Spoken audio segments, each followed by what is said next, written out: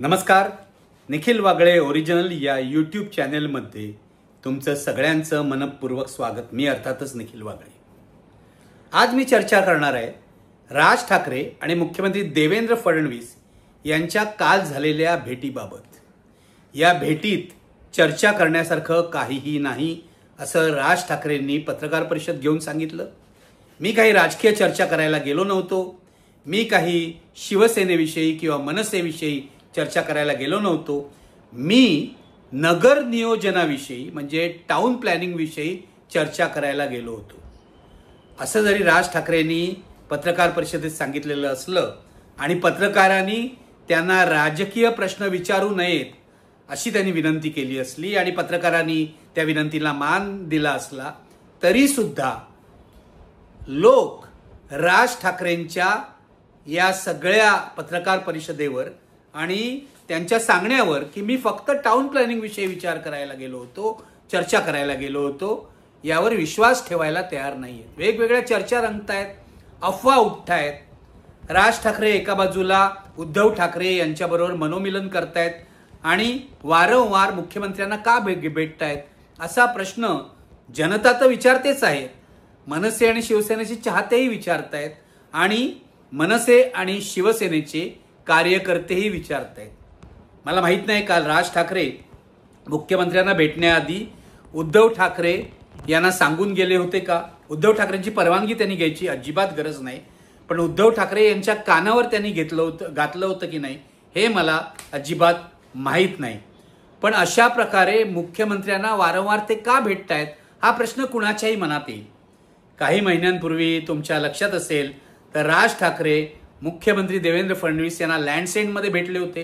तेव्हाही हीच चर्चा झाली होती. तेव्हाही राज ठाकरेंनी राजकारणापलीकडची ही भेट आहे असं सांगितलं होतं. कालही हेच सांगितलेलं आहे. मुद्दा असा आहे, दोन राजकीय नेते एकमेकाला भेटतात तेव्हा ते राजकारणापलीकडे काही चर्चा करत असतील यावर आता जनतेचा विश्वास राहिलेला नाहीये. 50-55 मिनिटाच्या ठाकरे आणि फडणवीस यांच्या भेटीमध्ये फक्त नगर नियोजनावर चर्चा झाली असेल हे अजिबात संभवत नाही.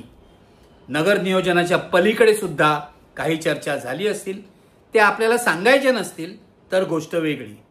मात्र या भेटीकडे लोक संशयाने पाहतायत हे सांगण्यासाठी मी हा व्हिडिओ केलेला आहे.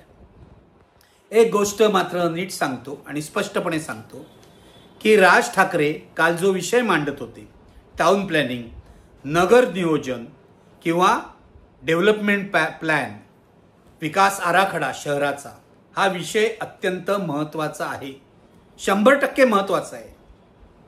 यावर मीडियाने चर्चा केली पाहिजे. या चर्चेमध्ये जनतेने रस घेतला पाहिजे. या चर्चेमध्ये राजकारण्यांनी आपले योगदान दिलं पाहिजे. सरकारी अधिकाऱ्यांनी हा विषय गंभीरपणे घेतला पाहिजे. डेव्हलपमेंट प्लॅन म्हणजे केवळ पैसे खाण्याचं कुरण इतक्या सगळ्या वर्षात झालेलं आहे. त्यामुळेच आज जी काय शहरांची वाईट अवस्था झालेली आहे, मुंबईपासून सगळे शहरं, महाराष्ट्रातली शहरं, देशातली शहरं यांची वाईट अवस्था झालेली आहे, याचं कारण राजकारणी आणि सरकारी अधिकारी आणि जे कोणी नगर नियोजन करतात त्यांचं संगनमत हे आहे. शहरातल्या जमिनी या पैसे मिळवण्यासाठीच आहेत. त्या बिल्डरांच्या हवाली करायच्या आणि शहराची काळजी करायची नाही, हा ट्रेंड आपल्याकडे गेली अनेक वर्ष चाललेला आहे. राज ठाकरे काल जे म्हणत होते की नगर नियोजन महत्त्वाचं आहे, हे अगदी बरोबर आहे. टाउन प्लॅनिंग महत्त्वाचं आहे, विकास आराखडा महत्त्वाचा आहे. माझा प्रश्न त्यांना एवढाच आहे, काल त्यांनी पत्रकार परिषदेमध्ये काही तुटक मुद्दे मांडले. नेमकं ते काय बोलले मुख्यमंत्र्यांशी हे काय त्यांनी सांगितलं नाही. एखादा गंभीर विषय असेल, सविस्तर चर्चा झाली असेल तर त्यांनी सांगायला हवी होती, नाही तर पत्रकार परिषदच घ्यायची नाही. पण काल ते जे म्हणाले, मी ट्रॅफिकच्या समस्येविषयी बोलायला गेलो, मी अंडरग्राऊंड पार्किंग विषयी बोलायला गेलो. मुंबईत अनेक ठिकाणी मैदानं आहेत, त्या मैदानांच्या खाली म्हणजे मैदानांच्या खाली खडून पार्किंगची व्यवस्था करता येईल, मैदानं तशीच राहतील, हा एक विषय होता. दुसरा विषय जे फुटपाथच्या कडेला ड्रायव्हर्ससाठी म्हणजे वाहन चालकांसाठी जे रंग दिलेले असतात, पिवळे रंग असतील, लाल रंग असतील, त्याची काही डिझाईन्स त्यांनी दाखवली. नेमका तपशील काय लक्षात आला नाही, पण वाहन चालकांसाठी लाल रंग दिला म्हणजे इथे गाडी उभी करायची नाही हे वाहन चालकांना समजेल असा राज ठाकरेंचा समज आहे की नाही मला माहीत नाही, पण काल माझ्या लक्षात नाही आलं नेमकं त्यांना काय म्हणायचं आहे. अशा प्रकारे पिवळे लाल रंग देऊन ट्रॅफिकची समस्या मुंबईतली अजिबात सुटणार नाही. याचं कारण ही जी ट्रॅफिकची समस्या आहे ती जेवढी शहर नियोजनाशी निगडीत आहे तेवढीच या देशातल्या सरकारच्या सर्व सरकारांच्या ऑटोमोबाईल पॉलिसीशी सुद्धा संबंधित आहे. ऑटोमोबाईल कंपन्यांना सरकार प्रोत्साहन देतं, नव्या नव्या गाड्या तयार होतात, नवा नवा मध्यम वर्ग तयार होतो, मध्यम वर्गाकडे पैसा येतो, मग त्या गाड्या विकत घेतल्या जातात. एका घरामध्ये आज 2-2, 4-4 गाड्या आहेत शहरामध्ये, बड्या शहरामध्ये, महानगरांमध्ये. हे लक्षात घ्या. विषमतेची दरी वाढलेली आहे, पण ज्यांच्याकडे आहेत त्यांच्याकडे गाड्या आहेत. या अशा प्रकारे गाड्या जर एका शहरात आल्या तर त्या शहरातल्या पार्किंगची वाट लागणार. याविषयी काही वाद घालायची गरज नाही, याविषयी काही चर्चा करायची गरज नाही. राज ठाकरे म्हणतात तो नगर नियोजन हा विषय अत्यंत महत्त्वाचा आहे. पुढच्या 25 वर्षामध्ये मुंबईची वाढ कशी होणार आहे हे विचार करून हे नगर नियोजन झालं पाहिजे. त्याप्रमाणे विकास आराखडा ठरवला पाहिजे. जर मुंबईमध्ये जमीन आज जी दिलेली आहे ती बहुसंख्य जमीन, आता तर अदानीच्या घशात घातली, काल राज ठाकरेंनी त्याचा उल्लेख केला, पण बहुसंख्य जमीन जर तुम्ही बिल्डरच्या घशात घातली तर मुंबई आणि आसपासच्या परिसराचं काय होतं हे अगदी ताज्या परवाच्या पावसाने दाखवून दिलेलं आहे. बघा तुम्ही, मुंबईत जिकडे तिकडे पाणी तर साचतच आहे, पण नवी मुंबई असेल, ठाणे डोंबिवली असेल, वसई विरार असेल, जिथे जिथे नवी शहरं होत आहेत तिथे तिथे अशा प्रकारे नद्या वाहू लागलेल्या आहेत पावसामध्ये. ते सुद्धा 200-250 मिलीमीटर पावसामध्ये. हे लक्षात घ्या. मी एक कार्यक्रम बघत होतो, मला वाटतं अभिजित करंडेंचा कार्यक्रम होता. त्यामध्ये लोकसत्तेचे वार्ताहर जे सांगत होते ते अत्यंत गंभीर आहे की गाजावाजा करून जो अटल सेतू बांधला तो या पावसामध्ये बंद होता 2 दिवस. हे लक्षात घ्या.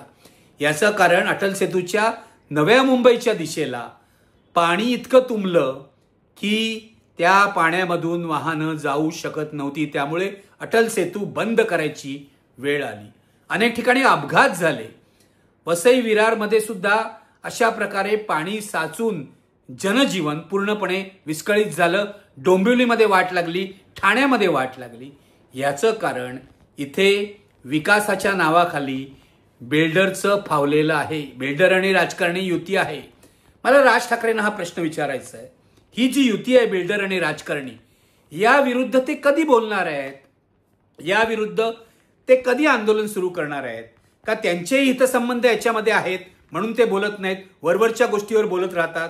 म्हणजे फुटपाथ कसे रंगवायचे किंवा अंडरग्राऊंड वाहनतळ कसे करायचे याविषयी बोलत राहतात.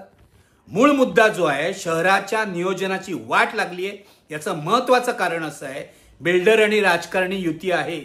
राजकारणी बिल्डरना प्लॉट विकून टाकतात, काही पुढचा मागचा विचार करत नाही. आज नव्या मुंबईमध्ये पाणी जमिनीमध्ये रिसायला जागा नाहीये, त्यामुळे पाणी तुंबतं आणि नद्या होतात थोड्याशा पावसामध्ये. हीच गोष्ट वसई विरारची आहे. राजकारणी आणि बिल्डर संगनमत, त्यामध्ये अधिकारी सामील आहेत. तुम्हाला माहिती आहे वसई विरारचे माजी आयुक्त आहेत, त्यांच्यावर ईडीने धाड घातलेली आहे. ते स्क्वेअर फुटाला 25 रुपये लाच घेत होते असंही प्रसिद्ध झालेलं आहे. हे लक्षात घ्या. तेव्हा हा विषय वरवरचा नाहीये. हा विषय फक्त फुटपाथ रंगवण्यापुरता नाहीये, काही वाहनतळ करण्या इतका नाहीये. हा खोलातला विषय आहे. आणि माझं असं म्हणणं आहे, केवळ राज ठाकरे नाही, सर्वच राजकारण्यांना, सर्व राजकीय पक्ष हा विषय, टाउन प्लॅनिंग हा विषय गंभीरपणे घेत नाहीत. कारण त्यामध्ये त्यांच्या नगरसेवकांचे, त्यांच्या आमदारांचे, त्यांच्या खासदारांचे हितसंबंध असतात.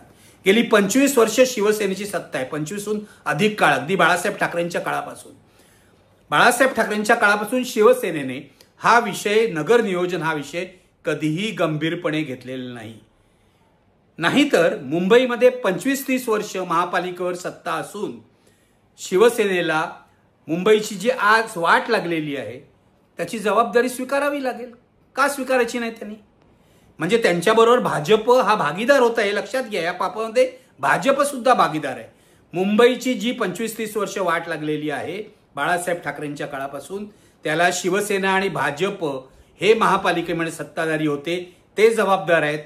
त्यावेळेचं काँग्रेसचं राज्य सरकार जबाबदार आहे आणि सर्व आत्तापर्यंतची सरकार जबाबदार आहे. कारण मुंबईच्या विकासाकडे, मुंबईच्या नगर नियोजनाकडे कोणीही गंभीरपणे बघितलेलं नाहीये. तेव्हा मुख्यमंत्र्यांना एखाद दिवशी भेटून, मुख्यमंत्र्यांबरोबर चहा पिऊन, मुख्यमंत्र्यांबरोबर जेवून, उपमुख्यमंत्र्यांमध्ये जेवून हा विषय संपणारा नाहीये हे राज ठाकरेंनी लक्षात घ्यायला पाहिजे. ते पत्रकारांना काही सांगू शकतात, पण या विषयातली जी तज्ज्ञ मंडळी आहेत ती ओळखतात नेमकं काय चाललेलं आहे. तुम्हाला जर नगर नियोजन हा विषय अजेंड्यावर आणायचा असेल तर राजकीय लढाच द्यावा लागेल. यामध्ये राजकारण्यांचे हितसंबंध आहेत, त्याविरुद्ध आघात करावा लागेल. हा आघात करायला राज ठाकरेंची तयारी आहे की नाही हे त्यांनी आजपर्यंत कधी सांगितलेलं नाही. मनसेने कधी नगर नियोजनाच्या प्रश्नावर आंदोलनं केली आहेत असं काही दिसलेलं नाहीये. मनसेची आंदोलनं ही खळखट्याक असतात, फार फार तर मराठी अमराठी प्रश्नावर असतात. एखाद्या शहराचा विकास या विषयावर मनसेने कधीही आंदोलनं केलेली नाहीत. किंबहुना मनसेचे नगरसेवक जेव्हा निवडून आले होते नाशिकमध्ये, पुण्यामध्ये, मुंबईमध्ये मोठ्या प्रमाणात निवडून दिले होते लोकांनी, तेव्हाही त्यांनी काही नगर नियोजनासंबंधी बरी पावलं उचलली असं दिसत नाहीये. तेव्हा राज ठाकरे जरूर म्हणत की माझा आवडता विषय आहे टाउन प्लॅनिंग, त्याविषयी मुख्यमंत्र्यांशी मी बोलायला गेलो होतो, पण कुणीही विश्वास ठेवणार नाही हे लक्षात घ्या. कुणीही विश्वास ठेवणार नाही. अगदी ते गेले असतील तरी विश्वास ठेवणार नाही, कारण राजकारण्यांची विश्वासार्हता रसातळाला गेलेली आहे. माझा प्रश्न असा आहे, राज ठाकरेंनी एकदा सांगून टाकावं की आपल्या मनात काय मनात आहे राज ठाकरेंच्या. याचं कारण एका बाजूला तुम्ही उद्धव ठाकरेंबरोबर एवढं मोठं मनोमिलन वरळीच्या डोममध्ये केलेलं आहे, त्याचा गाजावाजा झालेला आहे. मराठी माणसाच्या मनामध्ये ठाकरे बंधू एक येतात म्हटल्यावर काहीतरी क्रांती होईल अशी भावना निर्माण झालेली आहे. मराठी माणसाला आशा आहेत दोन बंधूंच्या एकत्र येण्यामुळे. कदाचित दोन बंधू एकत्र आल्यामुळे महापालिका निवडणुकीत त्यांचा फायदाही होऊ शकतो, पण त्याआधी, हा फायदा होण्याआधी लोकांच्या मनात जर संशय निर्माण झाला तर उपयोग काय आहे? आणि हा संशय राज ठाकरे आपल्या वागण्याने निर्माण करत आहेत. लँडसेंडमध्ये भेटले मुख्यमंत्र्यांना, कालही मुख्यमंत्र्यांना भेटले. तुम्ही म्हणा आम्ही नगर नियोजनावर चर्चा करत होतो, पण लोक काही त्यावर विश्वास ठेवणार नाहीत हे लक्षात घ्या. राज ठाकरेंनी ठाम भूमिका घेण्याची गरज आहे. आणि उद्धव ठाकरेंबरोबर जर ते युती करणार असतील, अजून स्पष्ट झालेलं नाही ते युती करणार आहेत की नाही. काही प्रश्नावर एकत्र येत आहेत, मीरा रोडला आले, मीरा भाईंदरला, मराठीच्या प्रश्नावर, किंवा बेस्टच्या पतपेढीच्या निवडणुकीमध्ये ठाकरे बंधूंची युती गाजली वगैरे वगैरे. काल राज ठाकरेंनी तो विषय उडवून लावला. ठाकरे बंधू जर जिंकले असते तर राज ठाकरे त्यावर निश्चितपणे बोलले असते आणि संजय राऊत आणि उद्धव ठाकरेही बोलले असते. आता तो विषय किरकोळ झालेला आहे, पण ठाकरे बंधू पहिल्यांदाच निवडणूक लढवत आहेत हे शिवसेनेच्या माणसांनी, मनसेच्या नेत्यांनी बोलायला सुरुवात केली, तेव्हाच मीडिया बोलायला लागला. पोर्ट ट्रस्टच्या पतपेढीच्या निवडणुका झाल्या, बहुसंख्य जागा या शिवसेनेने, उद्धव ठाकरेंच्या शिवसेनेने जिंकल्या, त्यावर का चर्चा झाली नाही? कारण तिथे विरोधात भाजप नव्हता हे लक्षात घ्या. राज ठाकरेंपुढे माझा प्रश्न इतकाच आहे की तुमची राजकीय भूमिका काय आहे हे तुम्ही स्पष्ट करायला हवं. राज आणि उद्धव एकत्र आले मराठीच्या प्रश्नावर, हे ठीक आहे, पण अगदी वरळीच्या मेळाव्यापासून आजपर्यंत याबाबत राज ठाकरेंची भूमिका सावध आहे. उद्धव ठाकरे नरेंद्र मोदींवर टीका करतात, उद्धव ठाकरे फडणवीसांवर टीका करतात, उद्धव ठाकरे फडणवीस सरकारमधल्या भ्रष्ट मंत्र्यांविरुद्ध आंदोलनही करतात. पण या आंदोलनात मनसे किंवा राज ठाकरे सामील झालेले नाहीत हे लक्षात घ्या. राज ठाकरेंची राजकीय भूमिका अजून संशयास्पद आहे असं मला वाटतं.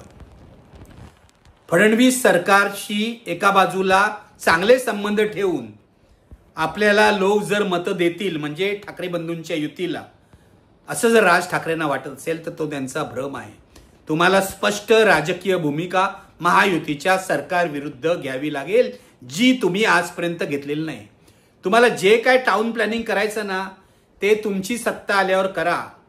ते तुम्ही करू शकता. शिवसेनेची सत्ता होती तेव्हाही ते झालं नाही. शिवसेनेची महापालिकेत सत्ता होती तेव्हाही ते झालं नाही. हे लक्षात घ्या. कारण टाउन प्लॅनिंगविषयी बोलायला चांगला आहे, गंभीर विषय आहे. तज्ज्ञ बसवून त्यावर ब्लूप्रिंटही तयार करेल. पण प्रत्यक्ष राजकारण करताना टाउन प्लॅनिंग विषयी नैतिक भूमिका घेणं हे अधिक आवश्यक आहे, जी राजकारणी घेत नाहीत. हे लक्षात घ्या. म्हणून मला असं वाटतं, राज ठाकरेंची भूमिका काय आहे. राज ठाकरे फडणवीसांशी चर्चा करू इच्छितात वगैरे समजू शकतं. चर्चा कोणीही कोणाशी करू शकतं. उद्या उद्धव ठाकरे आणि फडणवीस हे करू शकतात. पण राजकीय भूमिका काय आहे. मोदी यांची भूमिका तुम्हाला मान्य आहे का. अमित शहा यांची भूमिका तुम्हाला मान्य आहे का. फडणवीस जे काय करतायत, फडणवीस सरकारमधले मंत्री भ्रष्ट आहेत, याविषयी तुम्ही कधी बोलणार आहात का. त्यावर टीका करणार आहात का. भाषणातून राज ठाकरे बोलतात, त्यामुळे करमणूक खूप होते. पण जर एका बाजूला भाषणातून तुम्ही मोदी सरकारवर टीका करणार, फडणवीस सरकारवर टीका करणार आणि नंतर जाऊन त्यांच्याबरोबरच चहा पिणार किंवा जेवणार किंवा शिंदेना जेवायला बोलवणार, मग लोकांच्या मनात संभ्रम हा निर्माण होतोच. असाच संभ्रम परवाच्या भेटीने निर्माण झालाय, हे मला स्पष्टपणे सांगण्याची गरज आहे. मराठी माणसाच्या मनात वरळीच्या मेळाव्यानंतर ज्या आशा फुललेल्या आहेत, त्या आशांवर पाणी पडू शकतं आणि याचीच वाट भाजप पाहतंय, हे लक्षात घ्या. अजून महापालिका निवडणुकांना काही महिने आहेत. त्या कधी होतील आपल्याला माहीत नाही. ऑक्टोबर नोव्हेंबरला बहुतेक आता होणार नाहीत, त्या जानेवारी नंतरच होतील. पण तोपर्यंत भाजप वेळ काढेल, बघेल काय होतंय आणि या युतीमध्ये ठाकरे बंधूंच्या भाजप बिब्बा कालवायचा प्रयत्न करेल. तुम्ही लक्षात घ्या, बेस्ट पतपडीची निवडणूक किरकोळ होती वगैरे ठीक आहे, पण त्याच्यानंतर त्या निवडणुकीनंतर प्रसाद लाड काय म्हणाले. राज ठाकरेंची भूमिका छोटी होती, त्यांच्यावर काय टीका करायची गरज नाही. त्यांची सगळी टीका म्हणजे प्रसाद लाडांची ही उद्धव ठाकरेंवर होती. कारण उद्धव ठाकरेंनी स्पष्टपणे भाजप विरोधात भूमिका घेतलेली आहे. उद्धव ठाकरे मध्यंतरी दिल्लीला जाऊन आले, तिथे राहुल गांधी आणि महाविकास आघाडीच्या इतर नेत्यांना भेटले, इंडिया आघाडीच्या इतर नेत्यांना भेटले. मुद्दा असा आहे की उद्धव ठाकरे इंडिया आघाडी सुद्धा राहणार आहेत आणि राज ठाकरेंशीही युती करणार आहेत असं दिसतंय. उद्धव ठाकरेंची भूमिका त्या मानाने स्वच्छ आहे. राज ठाकरेंना हे मान्य आहे का. उद्धव ठाकरे इंडिया आघाडीत राहिले तर राज ठाकरेंना चालणार आहे का. की राज ठाकरेंची भूमिका तळ्यात मळ्यात अशी आहे, म्हणजे एका बाजूला उद्धव ठाकरेंबरोबरही राहणार आणि दुसऱ्या बाजूला फडणवीस आणि शिंदेंशीही बोलत राहणार, जिथे फायदा होईल तिथे जात राहणार, अशी भूमिका आहे का. मला असं वाटतं की दोन ठाकरे बंधू एकत्र आले म्हणून सुखावलेल्या मराठी माणसाला याचं उत्तर मिळालं पाहिजे. ठाकरे बंधू हा ब्रँड आहे वगैरे ठीक आहे, बरोबर आहे, ठाकरे हा ब्रँड आहे. पण हा ब्रँड वाटेल तसा वाकला, त्यांनी मराठी माणसाशी प्रामाणिक न राहण्याची भूमिका घेतली किंवा त्यांनी मराठी माणसाची फसवणूक केली, तर मराठी माणसं या ब्रँडच्या पाठीशी राहतील असं मला वाटत नाही. मराठी माणूस शहाणा आहे. मराठी माणसाची अशी अपेक्षा आहे की या ठाकरे ब्रँडनी महायुतीच्या भ्रष्ट सरकारविरुद्ध लढावं. विरोधी पक्षाची जी स्पेस आहे ती या ठाकरे ब्रँडनी भरून काढावी. निदान MMRDA हे जे सगळा रिजन आहे, या रिजनमध्ये तरी ठाकरे ब्रँडचा प्रभाव राहील असं दिसतंय महापालिका निवडणुकीमध्ये. पण त्याआधी राज ठाकरेंनी आपली राजकीय भूमिका स्पष्ट करण्याची गरज आहे. म्हणजे रोज उठून फडणवीसाची भांडायला पाहिजे असं नाही, किंवा शिंदेना शिव्या घालायला पाहिजे असं नाही, किंवा अजित पवारची टिंगल करायला पाहिजे असं नाही. पण राजकीय भूमिका महायुतीच्या एकूणच कारभाराविरुद्ध आहे की नाही तुमची, हा खरा प्रश्न आहे. राहुल गांधी एवढं व्होट चोरी विरुद्ध बोलतायत. राज ठाकरेही म्हणाले होते की महाराष्ट्राच्या विधानसभा निवडणुकीत गडबड झालेली आहे. निवडणुकीनंतरच्या त्यांच्या भाषणात ते स्पष्टपणे म्हणाले होते. पण आता ते व्होट चोरीबद्दल काहीच बोलायला तयार नाहीयेत. काही ते बोललेले नाहीयेत, काही विधान केलेलं नाही, काही स्टेटमेंट काढलेलं नाहीये. किमान राहुल गांधी जे करतायत किंवा महाराष्ट्रात जी गडबड झाली, अशा वेगवेगळ्या बातम्या आहेत, पनवेलला गडबड झाली, फडणवीसांच्या मतदारसंघात गडबड झाली, आणखीन कुठे गडबड झाली, याविषयी राज ठाकरेंनी भूमिका घ्यायला नको का? जर तुम्ही फडणवीसांना भेटता, जर तुम्ही मुख्यमंत्र्यांना भेटता, तर विचारा की त्यांना काय गडबड झाली आहे म्हणून. भाजप आणि निवडणूक आयोग संगनमत आहे का, हा प्रश्नही तुम्ही त्यांना करू शकता. आम्ही फक्त नगर नियोजनावर बोललो. उद्या म्हणाल की आम्ही दोघं भेटतो आणि अमुक एक सिनेमा लागलाय त्याविषयी बोलतो किंवा अमुक एका नाटकाविषयी बोलतो. एसटी कामगारांना भेटायला फडणवीसांना वेळ नाहीये, मात्र राज ठाकरेंना भेटायला ते ऐनवेळी सुद्धा वेळ काढतात.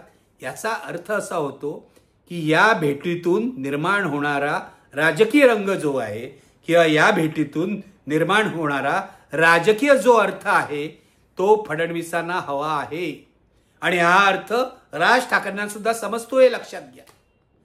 ते जरी मीडियाला म्हणाले की नाही बाबा मी नाही गेलो राजकारण बोलायला, मी गेलो ते नगर नियोजनावर बोलायला, तरी सुद्धा उद्धव ठाकरे आणि राज ठाकरे यांचं मनोमिलन होत असताना राज ठाकरे फडणवीसांना भेटले, कोणत्याही कारणाने भेटले, तरी सुद्धा त्याचे राजकीय अर्थच काढले जाणार आणि त्यामुळे नवा संशय निर्माण होणार. हे राज ठाकरेंनी लक्षात घेतलं पाहिजे. तुम्ही रिपोर्टर मंडळींना उडवू शकता, पण हे प्रश्न जे ज्यांच्या मनात आहेत त्या मराठी माणसांना उडवू शकत नाही, हे लक्षात घ्या. मनसेच्या नेत्यांमध्ये सुद्धा गोंधळाचं वातावरण आहे. चाललंय काय? एका बाजूला आपण उद्धव ठाकरेंबरोबर, एका बाजूला फडणवीसांनाही भेटतोय. नेमकं चाललंय काय? ते जाहीरपणे बोलणार नाहीत, कारण राज ठाकरेंना प्रश्न विचारण्याची हिंमत मनसेच्या कोणत्याही नेत्यात नाही, जसं उद्धव ठाकरेंना प्रश्न विचारण्याची हिंमत शिवसेनेच्या नेत्यात नाही. माझा मुद्दाच इतका आहे की राज ठाकरे आपल्या अशा वागण्याने संशय निर्माण करतायत आणि ठाकरे बंधूंची जी युती आहे तिची विश्वासार्हता धोक्यात टाकत आहेत. ही विश्वासार्हता जर संपली किंवा कमी झाली तर त्यात भाजपचाच फायदा होणार आहे, हे लक्षात घ्या. त्यामुळे यापुढे राज ठाकरेंनी भेटी घेताना 10 वेळा विचार करायला हवा. आपण कुणाला भेटतो? तुम्हाला भाजपबरोबर जायचं असेल तर प्रश्नच नाही, तुम्ही जाऊ शकता. हा निर्णय घ्यायला तुम्ही मोकळे आहात. तुम्ही या आधीच्या निवडणुकीमध्ये भाजपबरोबर होतात, हे लक्षात घ्या. तुम्ही जाऊ शकता भाजपबरोबर, पण एका बाजूला ठाकरे बंधू एकत्र आले असं चित्र निर्माण करायचं, शिवसेना मनसे एकत्र आले असं चित्र निर्माण करायचं आणि मुख्यमंत्र्यांच्या भेटी घेत राहायचं. यामुळे विचित्र वातावरण निर्माण होतं, संशयास्पद वातावरण निर्माण होतं.